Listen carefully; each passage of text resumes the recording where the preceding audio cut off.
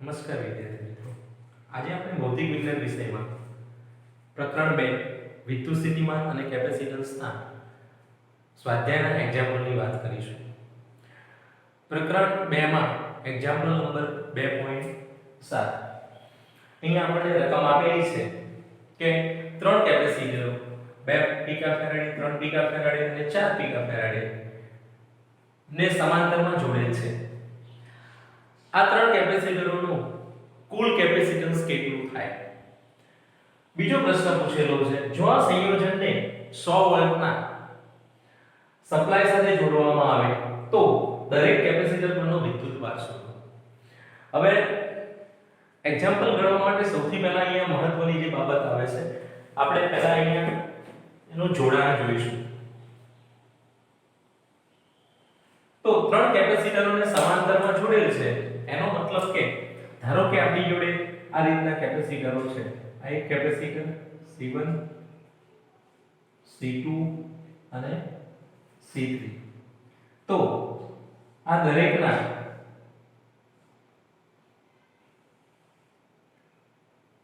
દરેક પ્લેટોને આપણે એ રીતે જોડી દઈએ કે જેથી આ જે જોડાણ છે એ રીતનું બને કે દરેકની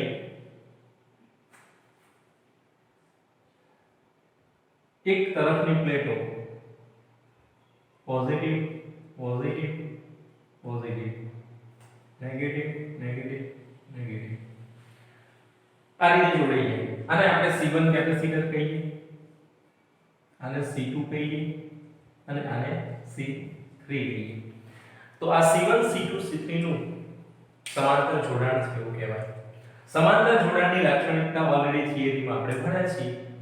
તો ત્રણ કેપેસિટરનું સમતુલ્ય કેપેસિટન્સ મેળવવું હોય તો એના માટે આપણે પહેલાનો આન્સર મેળવીએ. અહીંયા 2 પીકાફેરાડે, 3 પીકાફેરાડે અને 4 પીકાફેરાડે કેપેસિટરો આપેલા છે. તો C સમાંતર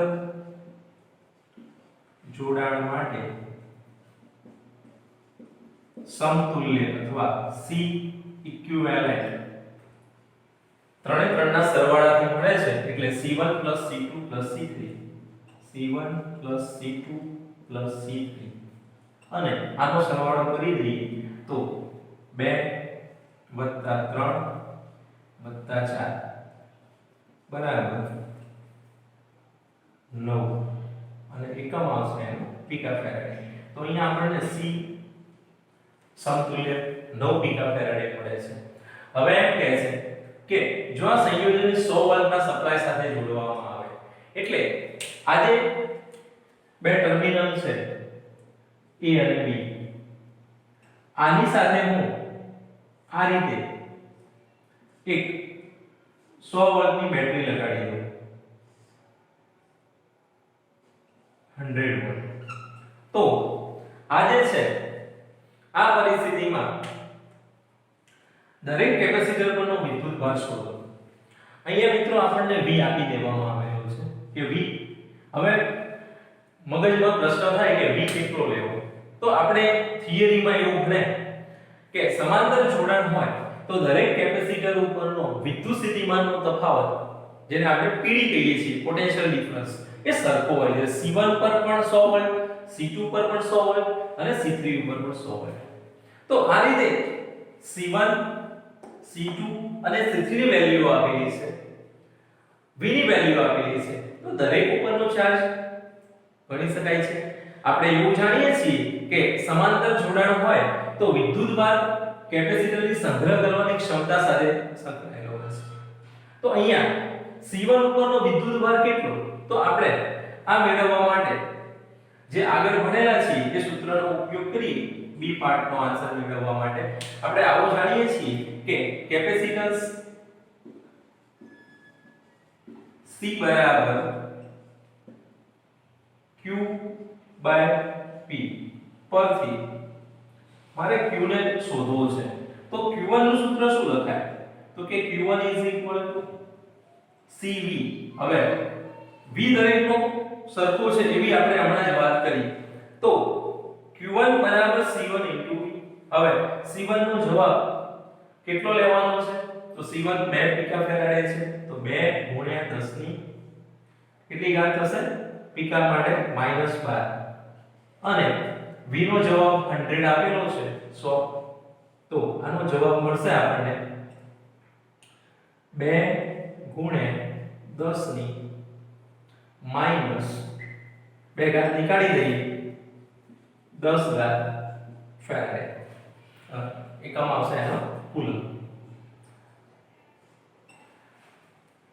એ જ રીતે Q2 મેળવવા માટે તો Q2 મેળવવા માટે આપણે હવે C2 કેપેસિટરનો ઉપયોગ કરીએ C2 ની વેલ્યુ આપેલી છે 3 પીકા ફેરાડે તો 3 પીકા ફેરાડે લઈ એની પણ ગણતરી કરીએ તો C2 * B 3 ગુણ્યા 10 ની -12 ઘાત ગુણ્યા 100 આ બેનો ગુણાકાર કરીશું તો આનો જવાબ આવશે 3 ગુણ્યા 10 ની -10 ઘાત કુલમ અને એ જ રીતે Q3 ચાર્જ તો એ આપણને C3 ગુણ્યા V ઉપરથી મળશે C3 નો જવાબ આપેલો છે 4 પીકા ફેરાડે 4 ગુણ્યા 10 ની -12 ઘાત અને ગુણ્યા V નો જવાબ આપણને 100 આપેલો છે તો 100 આના વડે ગુણી કાઢીશું તો જવાબ થશે 4 ગુણ્યા 10 ની -10 ઘાત કુલમ તો આ રીતે આપણને ત્રણે ત્રણ વિદ્યુત ભારો ઉપરના ચાર્જ શોધવાનું છે તો આ રીતે શોધી શકાય છે તો પહેલી બાબત સમતુલ્ય કેપેસિટન્સ મેળવવાનું પૂછેલું છે બીજી બાબત જેની અંદર આપણને દરેક પરનો વિદ્યુત ભાર શોધવાનું કીધું છે તો વિદ્યુત ભાર Q મેળવવા માટે શાની જરૂર પડશે C અને V આપી દેવામાં આવેલો છે C સમાંતર જોડાણ હોવાથી દરેકનો V સરખો લેવાનો છે એ આપણને અહીંયા ખબર હોવી જોઈએ આ એક્ઝામ્પલમાં સમાંતર જોડાણ માટે કીધેલો છે માટે આ રીતે આપણે ગણી શકીએ છીએ શ્રેણી માટે પૂછો હોત તો એની ગણતરી કરવા માટે આપણે Q દરેકના સરખા લે પણ અહીંયા સમાંતર જોડાણ કીધેલું છે તો સમાંતર જોડાણને આપણે આ રીતે ધ્યાનમાં લઈશું તો આ એક્ઝામ્પલ આપણને 3 ગુણમાં પૂછી શકે છે આના માટે આપણને શ્રેણી અને સમાંતર જોડાણની ખબર હોવી જોઈએ કેપેસિટરનું શ્રેણી જોડાણ અને સમાંતર જોડાણ તો હવે બીજા એક એક્ઝામ્પલ ઉપર જઈએ 2.8 મિત્રો હવે આપણે એક્ઝામ્પલ 2.8 ની વાત કરીએ એક્ઝામ્પલ 2.8 ની જે રકમ છે એ આ મુજબ છે બે પ્લેટો વચ્ચે હવા હોય તેવા સમાંતર પ્લેટ કેપેસિટરમાં દરેક પ્લેટનું ક્ષેત્રફળ 6 ગુણ્યા 10 ની -3 ઘાત મીટર સ્ક્વેર અને બે પ્લેટો વચ્ચેનું અંતર 3 mm છે આ કેપેસિટરનું કેપેસિટન્સ ગણો જો આ કેપેસિટરને 100 વોલ્ટના સપ્લાય સાથે જોડવામાં આવે તો તેની દરેક પ્લેટ પરનો વિદ્યુતભાર કેટલો હશે આના માટે આપણે જે માહિતી આપેલી છે એનું લિસ્ટ બનાવીએ તો સમાંતર પ્લેટ કેપેસિટરની જે પ્લેટો છે એનું ક્ષેત્રફળ આપી દીધેલું છે એ બરાબર 6 ગુણ્યા 10 ની -3 ઘાત મીટર સ્ક્વેર અને બે પ્લેટો વચ્ચેનું અંતર d જેને આપણે 3 mm એટલે કે 3 ગુણ્યા 10 ની -3 ઘાત મીટર સ્ક્વેર છે હવે મિત્રો એક્ઝામ્પલમાં જે શોધવાનું કીધેલું છે આ તંત્રનું કેપેસિટન્સ કેટલું થાય તો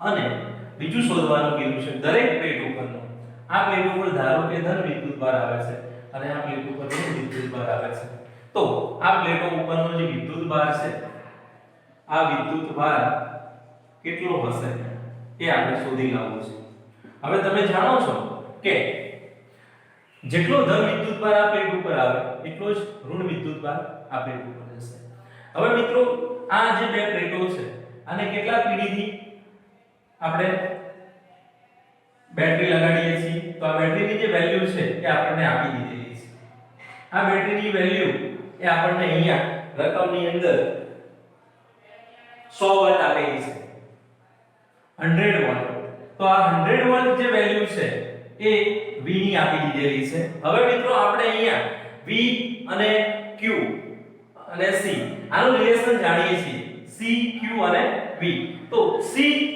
બરાબર Q V એનો ઉપયોગ કરી આપણે Q ફાઇન્ડ કરી શકીએ છીએ તો આ રીતે કેપેસિટન્સ અને વિદ્યુતભાર બંને આપણે મળી શકે છે હવે આના માટે સૌથી પહેલા તો તમને શું ખબર હોવી જોઈએ તો આપણે એક થિયરી ભણ્યા હતા કે બે સમાંતર પ્લેટો વડે કેપેસિટર જે રચાય છે એનું કેપેસિટન્સ કેટલું થાય તો એનું સમીકરણ આપણે તારવી લાયા હતા એ સમીકરણ જે છે એને આપણે આ રીતે લખીએ છીએ સમતુલ્ય કેપેસિટન્સ જે સમાંતર પ્લેટ કેપેસિટન્સનું કેપેસિટન્સ જે C છે એ આ રીતે વ્યાખ્યાયિત કરવામાં આવે છે સમાંતર પ્લેટ કેપેસિટર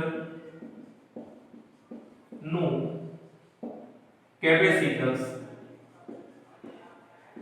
C બરાબર એપ્સિલોન 0 A upon D.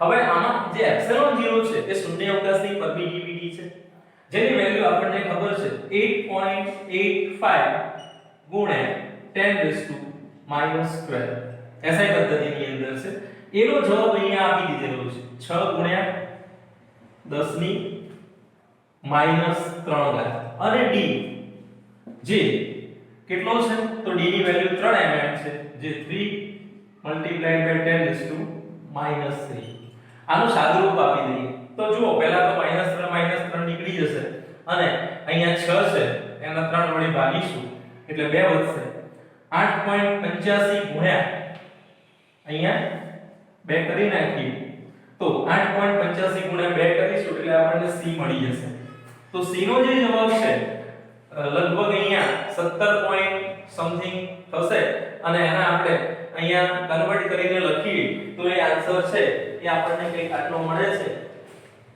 1.77 ગુણ્યા 10 ની માઈનસ 1.77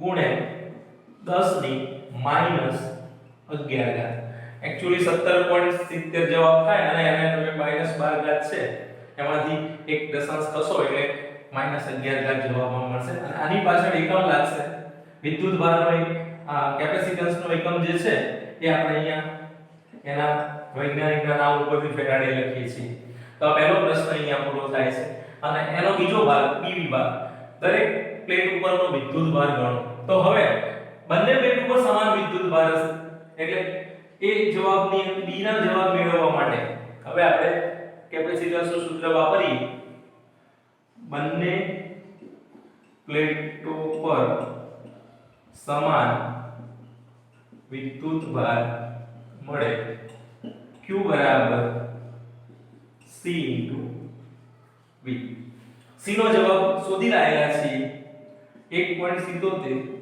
ગુણ્યા 10 ની -11 ઘાત અને V નો જવાબ આપી દીધેલો છે 100 તો ગુણ્યા 100 આ બેનો ગુણાકાર કરીશું તો 1.77 ગુણ્યા 10 ની -9 ઘાત અને વિદ્યુત ભાર છે તો એનો એકમ કુલમ્બ છે તો એને આપણે આ રીતે વિદ્યુત ભાર માટે કુલમ્બ લખીશું મિત્રો એકમોનું ખૂબ મહત્વ હોય છે કેપેસિટન્સ ફેરાડેમાં મપાય છે વિદ્યુત ભાર કુલમ્બમાં મપાય છે જો તમે અહીંયા SI પદ્ધતિ લો છો તો એનો જવાબ SI પદ્ધતિમાં લખીશું તો આ બીજો દાખલો પણ આપણો અહીંયા પૂરો થાય છે હવે 2.9 ની વાત કરીએ તો 2.9 નંબરનો જે દાખલો છે એની અંદર આપણને આ જ દાખલાનો રેફરન્સ લેવાનું કીધેલું છે 2.8 નો અને પ્રશ્નમાં કહેલું છે કે 3 mm જાડાઈની માઇકાની પ્લેટ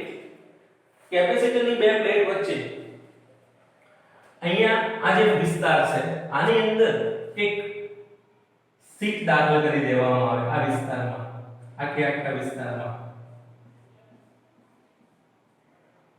અને જેનું ડાઇલેક્ટ્રિક અચળાંક K નું મૂલ્ય 6 હોય એવા અવરોધની એક શીટ અહીંયા ગોઠવી દેવામાં આવે છે 3 mm ની શીટ છે જે આની અંદર ગોઠવી દઈએ છીએ એટલે શીટની જે પહોળાઈ છે શીટની જે પહોળાઈ એ બે પ્લેટો વચ્ચેના અંતર જેટલી છે અને એનું ક્ષેત્રફળ ઓલરેડી આના જેટલું જ છે તો એનો મતલબ એવો થયો કે કેપેસિટન્સ વચ્ચે ડાઇલેક્ટ્રિક દ્રવ્ય વડે ભરાઈ જાય છે તો આ સિચ્યુએશનમાં આપણને અહીંયા જે ગણતરી કરવાની કીધી છે 2.9 ની અંદર એ મિત્રો હવે આપણે આ સિચ્યુએશન પ્રમાણે આની કેલ્ક્યુલેશન કરીએ પ્લેટ દાખલ કર્યા પછી નવા કેપેસિટન્સની તો નવું કેપેસિટન્સ જે છે નવું કેપેસિટન્સ ધારો કે C ડેશ છે તો C ડેશ નો જવાબ કેટલો થાય?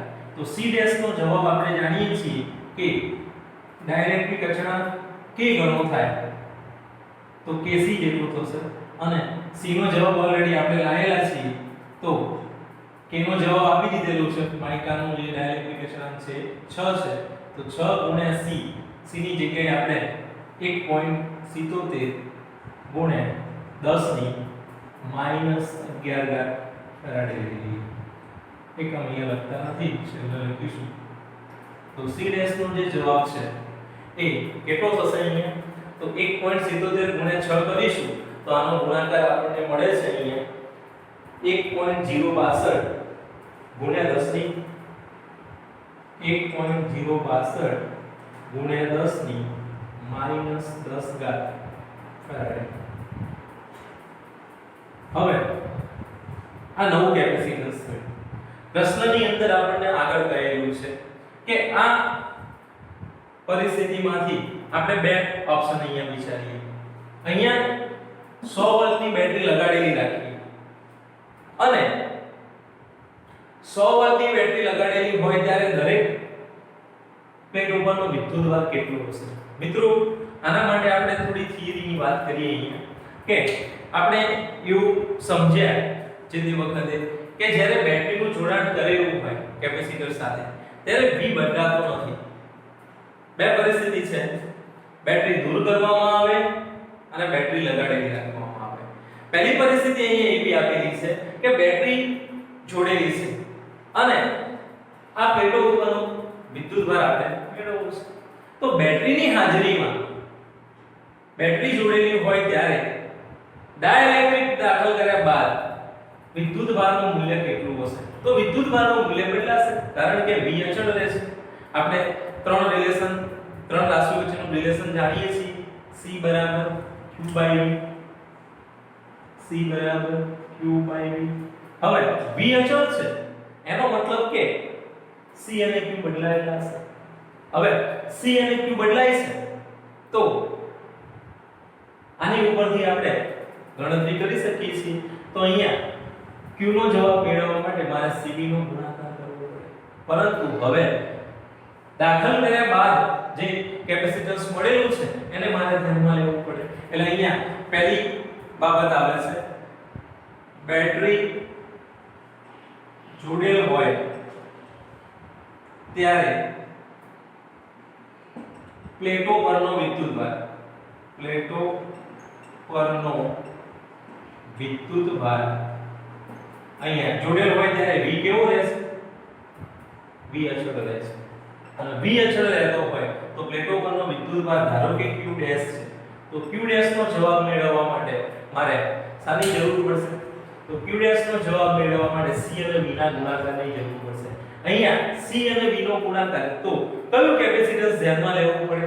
તો ડાઇલેક્ટ્રિક દાખલ કર્યા બાદ નવું કેપેસિટન્સ કેટલું થઈ ગયું?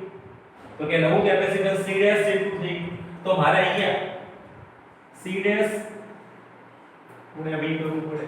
C ડેશ નો જવાબ લાયેલા છે 1.062 ગુણ્યા 10 ની -10 ઘાત અને V નો જવાબ આપેલું છે 100 તો ગુણ્યા 100. તો અહીંયા Q ડેશ નો જવાબ પ્રાપ્ત થાય છે 1.062 ગુણ્યા 10 ની 2 ઘાત ઓછી થઈ જશે -8 ઘાત. તો આ Q ડેશ થયો. હવે બીજો પ્રશ્ન અહીંયા કહેલું છે કે બેટરી દૂર કરવામાં આવે, બેટરી દૂર કરી દેવામાં આવે તો આ જે બે પ્લેટો છે એની અંદર આપણને કેટલો વિદ્યુતભાર? અહીંયા પ્રશ્નની અંદર કહેલું છે કે વોલ્ટેજ સપ્લાયનું જોડાણ દૂર કર્યા બાદ દાખલ કરવામાં આવે તો તે કિસ્સામાં શું તે સમજાવો. તો અહીંયા જોડાણ દૂર કરશું ત્યારે V બદલાઈ જશે. V બદલાઈ જશે તો Q અચળ થઈ જશે અને Q અચળ થઈ જશે તો પહેલા કેટલો Q હતો? Q નો જવાબ જોડાણ દૂર કરેલું છે તો Q બદલાવાનો નથી. તો શરૂઆતનો જે Q હતું એને આપણે ધ્યાનમાં લેવું પડે. તો આપણને અહીંયા વિદ્યુત સ્થિતિમાન કેટલું મળે બે પ્લેટો વચ્ચેનું એ આપણે શોધવું છે. તો V નો જવાબ મેળવીએ અહીંયા લખીશું કે બેટરી દૂર કરતા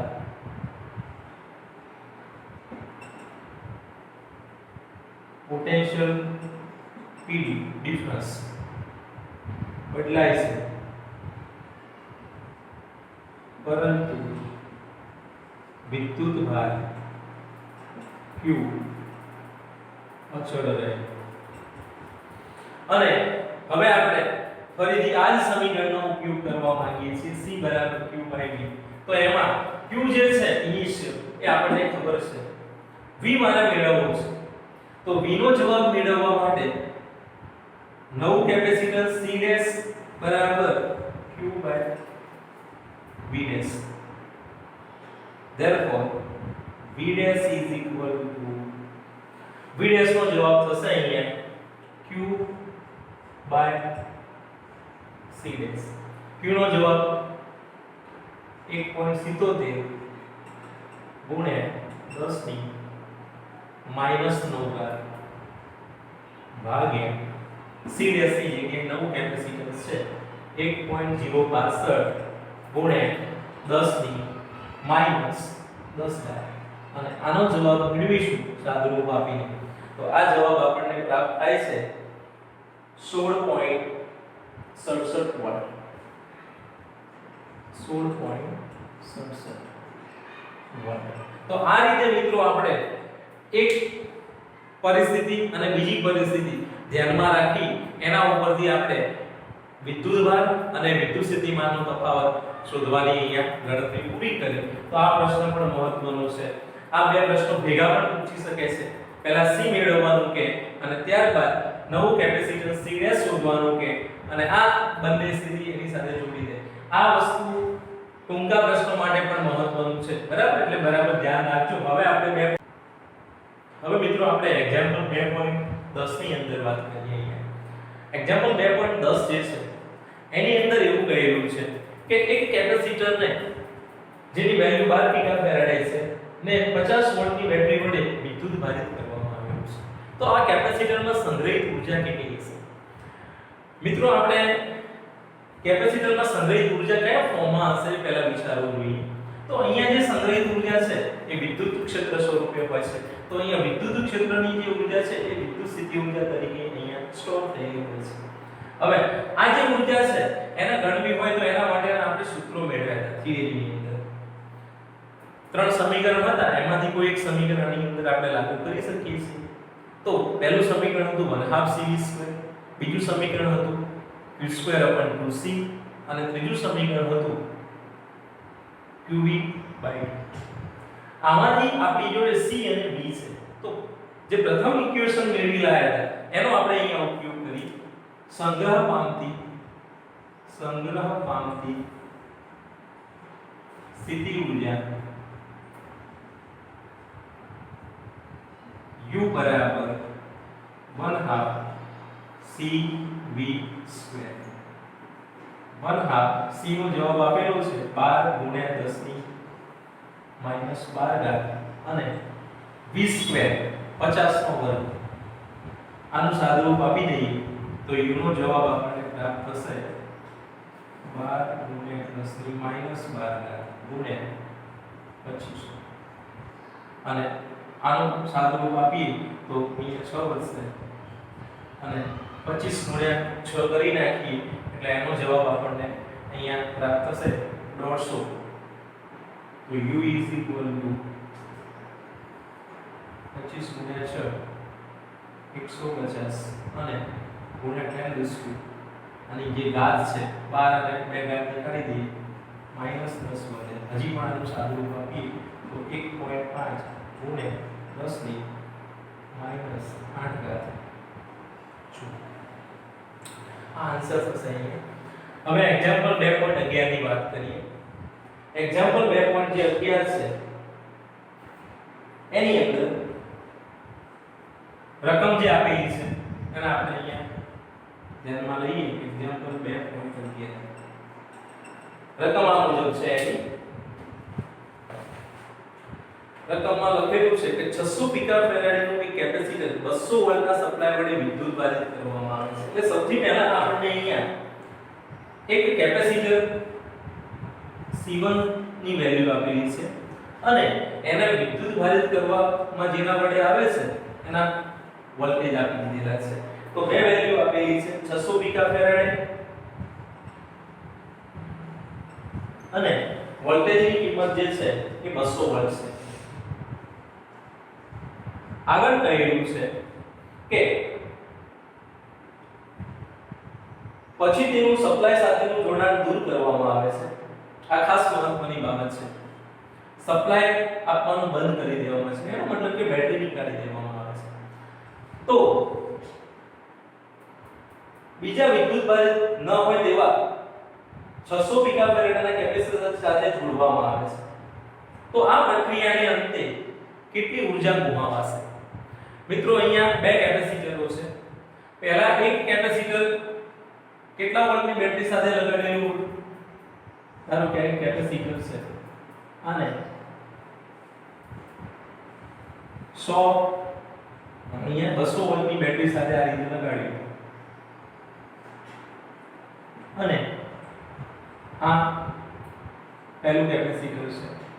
બીજું કેપેસિટર ફ્રી હતું. એ વખતે એને કોઈ વોલ્ટેજ આપવામાં ન આવે એટલે એ વિદ્યુત ભારિત નહોતું. હવે એમ કહે છે કે આ જોડાણ દૂર કરી દેવામાં આવે, આને કાઢી નાખવામાં આવે અને જે C1 છે એની સાથે બીજા કેપેસિટરને આ રીતે લગાડી દેવામાં આવે. C1 C2 C2 ની જે વેલ્યુ છે જોડાણ દૂર કરી, ખાસ બાબત સમજી લેજો, જોડાણ દૂર કરી નાખવામાં આવે છે એટલે બેટરી લગાડી નીકાળી દઈએ છીએ અને જે બીજું છે કેપેસિટર એ પણ એટલા જ મૂલ્યનું છે 600 પિકાફેરાડે ને આની સાથે જોડી દઈએ છીએ. આ જે જોડાણ બને છે એ કેવું થશે? સમાંતર જોડાણ થશે. તો આવી પરિસ્થિતિમાં આપણને આ તંત્ર કેટલી ઊર્જા ગુમાવશે એવું આપણને શોધવાનું કીધું છે. ડેલ્ટા U લોસ શોધી લાવવું છે. હવે ડેલ્ટા U લોસ શોધવા માટે આપણે શાની જરૂર પડે? આ દાખલો 2 થી 3 રીતે થાય છે. આપણે અહીંયા જે સહેલી પડે એવી રીત ઉપર જઈએ, કારણ કે શોર્ટ રીતો પણ હોય છે, થોડીક અઘરી પડે, યાદ રાખવા પડે સૂત્રો. એના કરતાં જે માહિતી આપણને ખબર છે એનો જ આપણે અહીંયા ઉપયોગ કરીએ. મારે ગુમાવાતી ઊર્જા શોધવી છે. એનો મતલબ એવો થયો કે પહેલા તો C2 કેપેસિટર કેવું હતું? તો C2 કેપેસિટર ફ્રી હતું, આને કોઈ ચાર્જ વિદ્યુત ભારિત નહોતો. C1 ચાર્જ કરતા હતા, C2 ફ્રી હતું. C1 ઉપર કેટલો વિદ્યુત ભાર આવે એ આપણે ગણી શકીએ છીએ. કયા સૂત્ર પરથી? તો C અને V આ બંને ખબર હોય તો એના ઉપરથી એ બંનેની કિંમતો મૂકી Q શોધી શકાય. એટલે આ બંને ઉપરથી Q મળી જશે. હવે બીજી વસ્તુ આવે છે જોડાણ દૂર કરી C1 અને C2 ને કેવી રીતે લગાડીએ છીએ? જોડાણ કોનું દૂર કરવાનું? બેટરીનું જોડાણ શું કરવાનું છે? દૂર કરી નાખવાનું છે. અને C1 સાથે C2 ને આ રીતે લગાડીએ તો આનું જોડાણ કેવું થશે? સમાન. આ બે બાબતો તમારે ખાસ ધ્યાનમાં લેવાની છે. હવે ઊર્જાની ગણતરી કરવા માટે હમણાં જે સૂત્ર વાપર્યું એ વાપરી શકાય. પ્રારંભમાં કોની જોડે ઊર્જા હતી? તો C2 તો ફ્રી હતું, આના જોડે કોઈ વિદ્યુત ભાર હતો નહીં, આની જોડે કોઈ ઊર્જા નથી. માટે C1 ની કુલ ઊર્જા જે છે, C1 કેપેસિટર ઉપરની જે ઊર્જા છે એ જ કુલ ઊર્જા તરીકે આવશે. તો આપણે અહીંયા પહેલી ગણતરી કરીએ. પ્રારંભિક કુલ ઊર્જા U1 શું થશે? 1/2 UI લખીએ, UI ઇનિશિયલ છે, 1/2 C1 V1 square plus 1/2 C2 V2 square. તો આની અંદર V2 0 છે, V2 બરાબર 0 હોય તો UI નો જવાબ શું થશે? 1/2 C1 V1 સ્ક્વેર. ચલો વેલ્યુ આપણને ખબર છે. C1 અને v1 ની કિંમતો ભરી દઈએ. જો c1 નો જવાબ પીકા ફેરાડેમાં છે તો જે જવાબ છે એ આપણે અહીંયા કન્વર્ટ કરી દઈએ. 600 ગુણ્યા 10 ની માઈનસ 12 અને v1 સ્ક્વેર છે. v1 નો જવાબ આપી દીધેલો છે 200 તો 290 અને આનો જવાબ મેળવીશું તો ui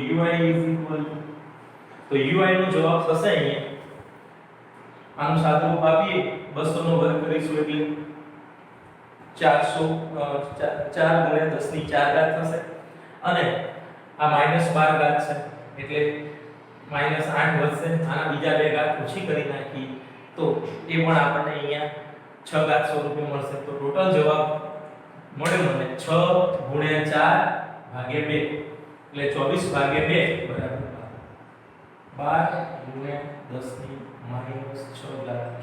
આ પ્રારંભિક કુલ ઉર્જા હતી. હવે અંતિમ કુલ ઉર્જા.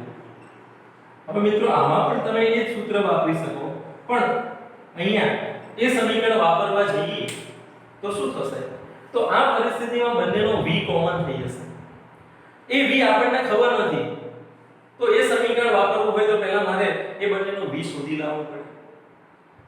અથવા બીજી એક મેથડ એ છે કે તંત્રનો કુલ વિદ્યુતભાર આપણને ખબર હોય અને મળી શકે એવું છે આ બંને ઉપરથી તો એની મદદથી પણ આપણે એક્ઝામ્પલ ગણી શકીએ છીએ. તો કુલ ઊર્જા કેટલી થાય? તો કુલ ઊર્જાનું જે સૂત્ર છે હું આવું લખું q² / 2c ઇક્વિવેલન્ટ. કેવું જોડાણ છે? સમાંતર જોડાણ. અને સમાંતર જોડાણમાં c ઇક્વિવેલન્ટ કેટલા થાય? તો કે c1 + c. તો આ સમીકરણની મદદથી મને શું મળી જશે? અંતિમ કુલ ઊર્જા. હવે મિત્રો સમજો કે q આપેલું નથી તો q આ બંને ઉપરથી બને. આ બંને ઉપરથી q કેટલો થશે?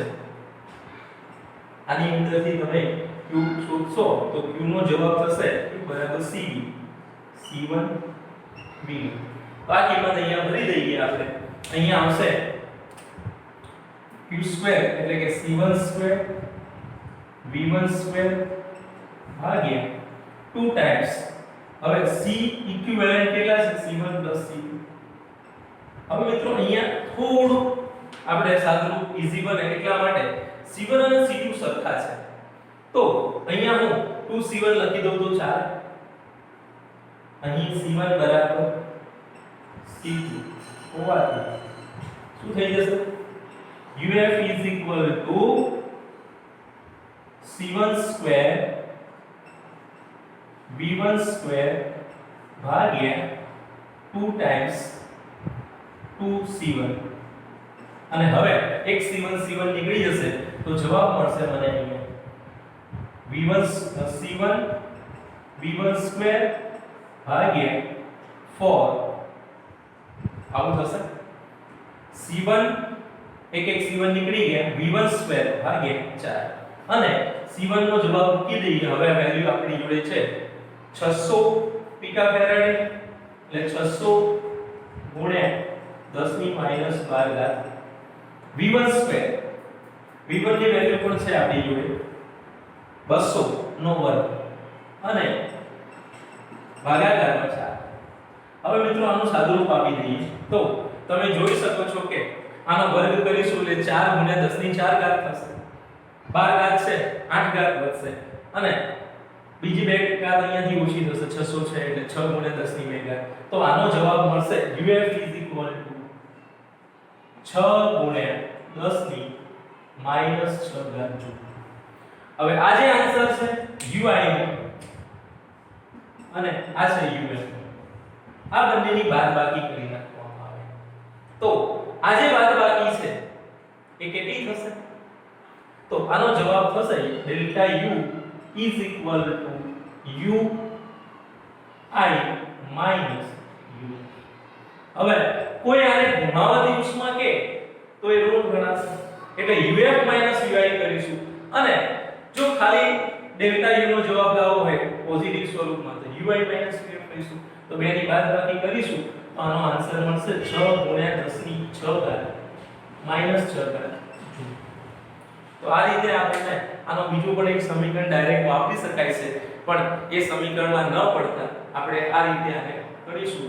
તો આ ચેપ્ટરના જે સ્વાધ્યાયના